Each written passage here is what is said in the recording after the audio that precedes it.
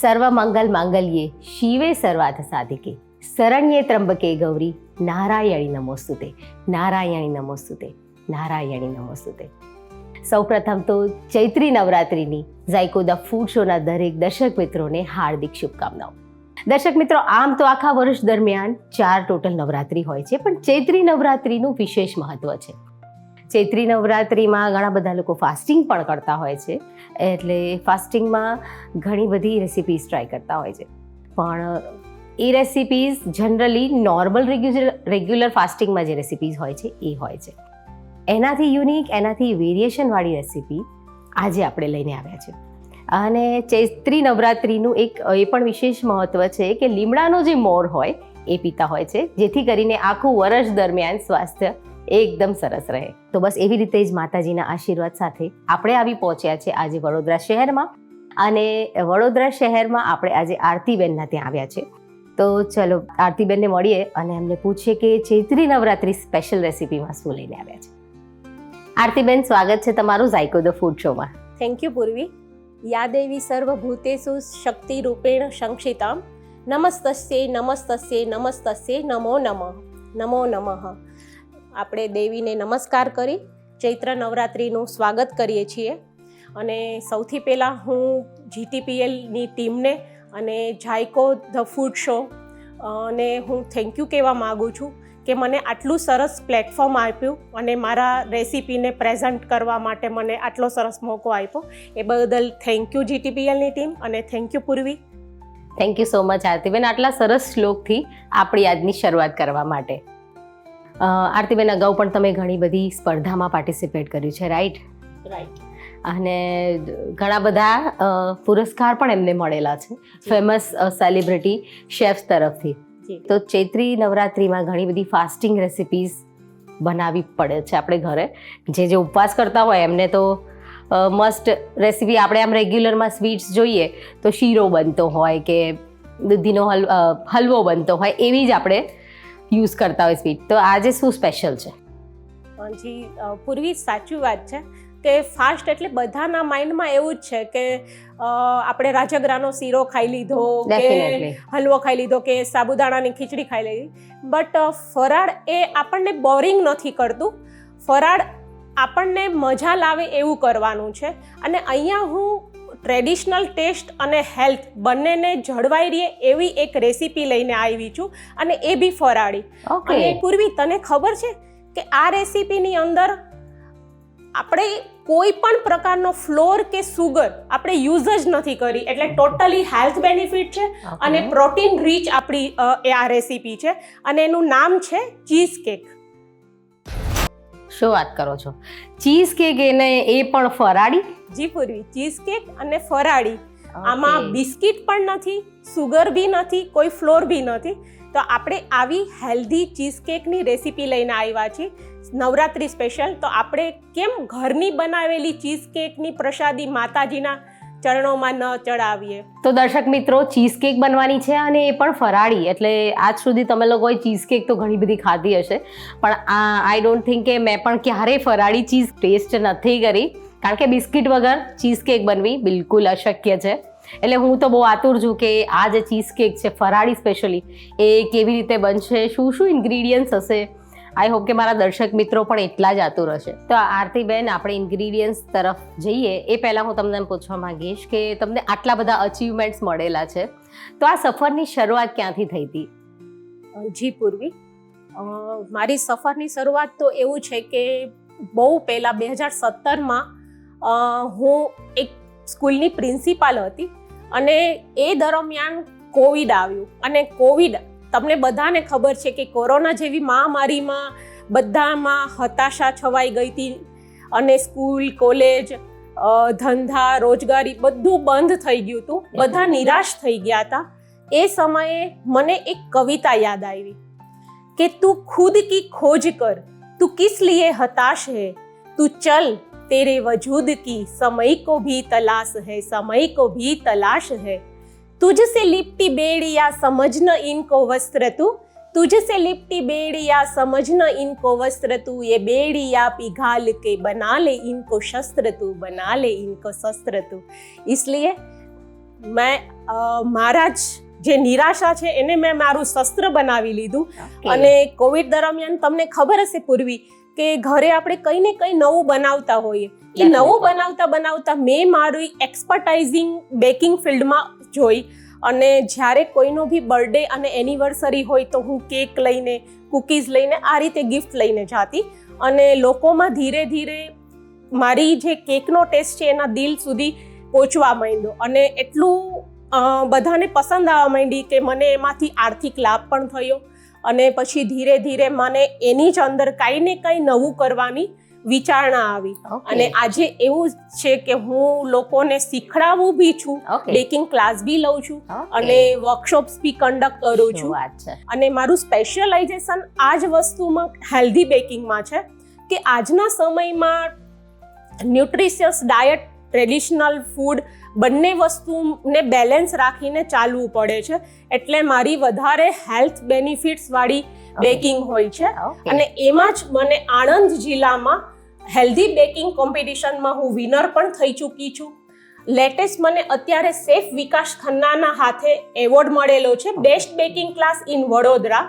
અને woman empowerment, જેમ કે જે ઘરેલું મહિલા છે એને એમ્પાવરિંગ કરવા માટે બેકિંગ ફિલ્ડની અંદર મને એવોર્ડ મળેલો છે. તો આરતીબેન, તમે બહુ જ સરસ વાત કરી કે તમારી જ અંદર જે ખૂબીઓ છે એને તમારું શસ્ત્ર બનાવીને એમાં તમે ખૂબ નામના મેળવી છે, ખૂબ આગળ વધ્યા છો અને ઘણા બધા શેફ્સ, સેલિબ્રિટી શેફ્સ તરફથી પણ તમે અવોર્ડ વિન કર્યા છે. એટલે આ બહુ જ મોટી અચીવમેન્ટ કહેવાય કે નાની નાની શું કહેવાય એક ગિફ્ટ તરીકે તમે કેક આપતા હતા અને એમાંથી તમારો ટેસ્ટ એટલો બધો ડેવલપ થયો અને તમે બહુ જ સરસ રીતે આગળ વધ્યા. મોટિવેશનલ લાગ્યું મને પણ. તો આરતીબેન, ફરાળી ચીઝ કેક માટે કયા કયા ઇન્ગ્રીડિયન્ટ્સ જોશે બધા તમે દર્શક મિત્રોને બતાવી દો. જી, આપણે નો બેક ચીઝ કેક લઈએ છીએ. જે ચીઝ કેકની અંદર કેવું છે કે નીચે ચીઝ કેક માટે બેઝ હોય છે જે બિસ્કિટનો બને છે. આપણે અહીંયા બિસ્કિટ નથી યુઝ કરવાના, જેમ ફરાળી છે અને હેલ્ધી પણ છે. તો એના માટે મેં બધા ડ્રાયફ્રૂટ્સ લીધા છે. બદામ છે, અખરોટ છે, કાજુ છે, આ બધા 25-25 ગ્રામ લીધેલા છે અને એને ડ્રાય રોસ્ટ કરેલા છે. અને એને બાઇન્ડિંગ માટે મેં ખજૂર લીધેલો છે. અને ચીઝ કેકમાં નીચે બેઝ હોય એના ઉપર ફિલિંગ હોય છે જે ક્રીમનું હોય છે, જે આપણે અહીંયા હેલ્ધી નેચરલ લઈએ છીએ. તો મેં ઘરનું બનાવેલું પનીર છે જે 100 ગ્રામ જેટલું લીધેલું છે. અને આ હંકડ છે જેને પાણી આપણે નિતારીને લીધેલું છે. એની સાથે સ્વીટનેસમાં મેં હની લીધું છે. ઉપર ટોપિંગ માટે સ્ટ્રોબેરી લીધી છે અને થોડા ચોપ્ડ ડ્રાયફ્રૂટ લીધા છે. ઓકે, તો ઇન્ગ્રીડિયન્ટ્સ તો તમે દર્શક મિત્રો બધા જોઈ જ લીધા. બહુ જ સિમ્પલ ઇન્ગ્રીડિયન્ટ્સ છે અને ઇઝીલી ઘરે અવેલેબલ હોય એવા ઇન્ગ્રીડિયન્ટ્સ છે. 25-25 ગ્રામ ડ્રાયફ્રૂટ લીધા છે, કાજુ, અખરોટ અને બદામ, અને એ બધા જ ડ્રાય રોસ્ટ કરેલા છે. ડેટ્સ છે. સ્વીટનરમાં આપણે કોઈ પણ પ્રકારનું શુગર આપણે એડ નથી કરી, જે ખૂબ જ સરસ વાત છે. અને પનીર અને હંકડ છે, સ્ટ્રોબેરી છે અને ગાર્નિશિંગ માટે પણ ડ્રાયફ્રૂટ્સ છે. તો બહુ જ સિમ્પલ ઇન્ગ્રીડિયન્ટ્સથી સરસ મજાની ચીઝ કેક બનવાની છે. તો શરૂઆત કરીએ. જી,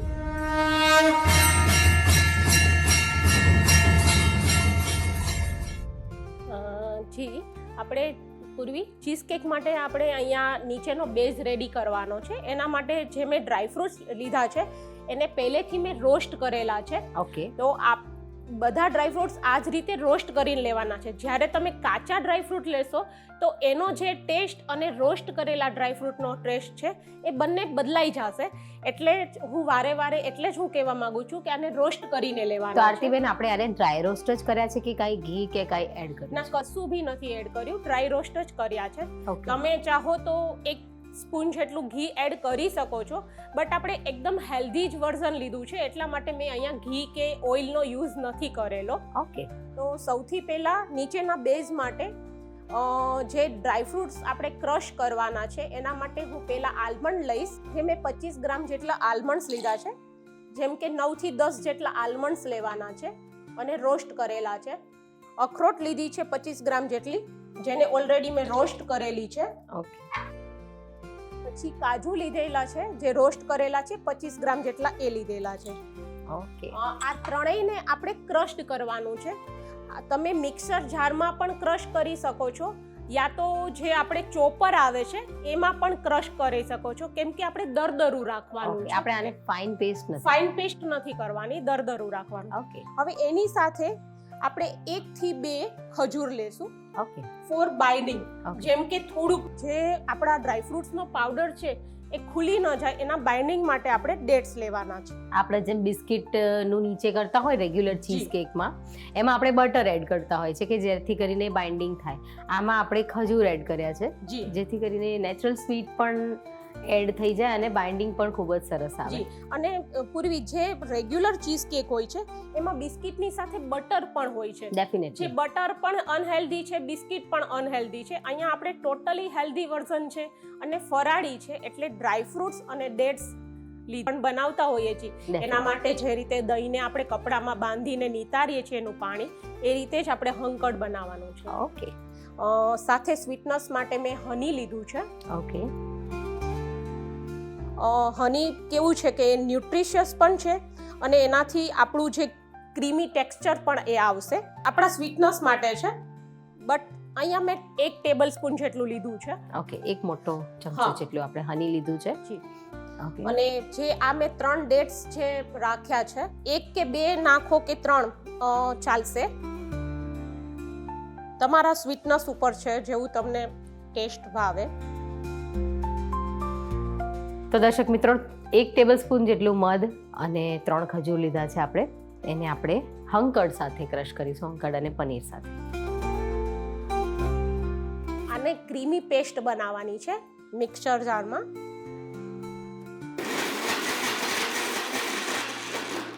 પૂર્વી આને આપણે ફાઇન પેસ્ટ બનાવીશું. ફોલો કરજો, ઇન્ગ્રેડિયન્ટ્સ ફોલો કરજો.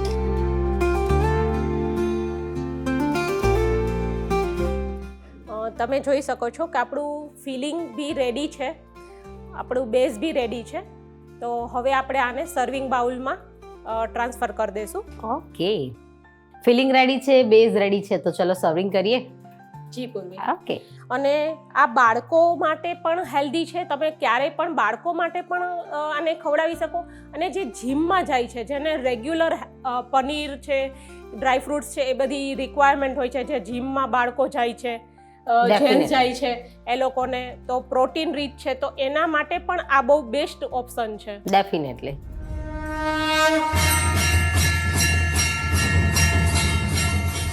સૌથી પહેલા આપણે એનો બેઝ લઈ લેશું. ઓકે બેઝ લીધો છે જેની અંદર કાજુ, અખરોટ અને બદામ છે અને ખજૂર પણ છે. જી. આને આ રીતે આપણે એને પ્રેસ કરવાનું છે. આની અંદર તમે જેમ આરતીબેને કહ્યું, તમારી ચોઈસ હોય તો ઘી પણ એડ કરી શકો છો, જી. પણ આપણે અત્યારે એડ નથી કર્યું. આપણે એકદમ હેલ્ધી વર્ઝન લીધું છે અને ઓલરેડી બધા ડ્રાયફ્રૂટ્સ છે જે ઓઇલી જ છે, એટલે મેં આમાં ઘી કે ઓઇલ યુઝ નથી કર્યો. ડ્રાયફ્રૂટ્સ પણ એમનું ઓઇલ છોડે જ છે થોડું, તો એટલે આપણે અત્યારે યુઝ નથી કર્યું. ખૂબ જ ઇનોવેટિવ રેસીપી છે. આરતીબેન, આ રેસીપીનો વિચાર તમને ક્યાંથી આવ્યો હતો? જી, મારું બેકિંગ છે ને હેલ્ધી વર્ઝન જ હોય છે વધારે. ઓકે. કે કેક છે કે કૂકીઝ છે, તો મને હંમેશા કંઈ ને કંઈ નવું કરવાનું હંમેશા મન થાય કે હું કંઈક ક્રિએશન કરું, ન્યૂ ક્રિએશન કરું અને લોકોના હેલ્થ માટે અવેર કરું કે આજના સમયમાં ટ્રેડિશનલ ટેસ્ટ અને હેલ્થ બંને બહુ જરૂરી છે. ડેફિનેટલી. તો જ્યારે ફાસ્ટ આવે તો આપણને એમ થાય કે ફાસ્ટમાં શું ખાવું. હવે રાજગરાનો શીરો તો એટલું બધું બોરિંગ થઈ ગયો છે. ડેફિનેટલી, કારણ કે જ્યારે પણ કંઈક સ્વીટ બનાવવાનો વિચાર આવે ને એટલે આંખો બંધ કરીને રાજગરાનો શીરો જ બનતો હોય છે. એટલે તો મને એવું થયું કે હેલ્થ પણ જળવાય અને બાળકો જે છે આપણા, એને ઉપવાસ કરવો હોય તો એ ના જ પાડે. તો આવું કંઈક કરીએ તો બાળકોને એમ થાય હા કેક ખાવાની છે તો જરૂર અમે ઉપવાસ કરીશું. ડેફિનેટલી. અને ફિલિંગ ભરવા માટે મેં અહીંયા પાઇપિંગ બેગનો યુઝ કર્યો છે, જેથી પ્રોપરલી એનું ફિલિંગ થાય એટલા માટે. જેમ આપણે રેગ્યુલર ચીઝ કેક બનતી હોય ને એવી રીતે જ એમને પ્રોસેસ કરી છે. અને આ જે ફિલિંગ છે એ આપણે પાઇપિંગ બેગમાં ભરીએ, જેથી કરીને પ્રોપર લુક એનું જળવાઈ રહે કે જે ચીઝ કેકનો લુક હોય છે. હા.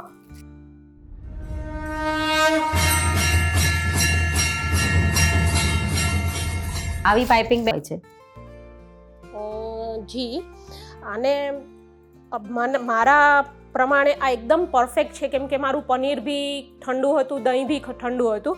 બાકી તમે આને ફ્રીઝમાં હાફ એન અવર ફ્રીઝમાં ઠંડુ કરો તો ગરમીની સિઝનમાં પણ આપણને મજા આવશે. તો આને આપણે હાફ અવર માટે ફ્રીઝમાં ઠંડુ કરશું તો બી સારું લાગશે, અને એમનેમ બી આને સારું જ લાગશે. ઓકે, તો આ ફાઇનલ પ્લેટિંગ આપણું ડન છે. જી, ઓકે. તો જે ફરાળી ચીઝ કેક છે એ રેડી છે. એના લુકથી તો બહુ જ સરસ લાગી રહી છે. તો આપણે આ જે ફરાળી ચીઝ કેક છે આપણે માતાજીને ચૈત્રી નવરાત્રી નિમિત્તે આપણે બનાવી છે, તો આપણે એમને ધરાવી દઈએ. જી.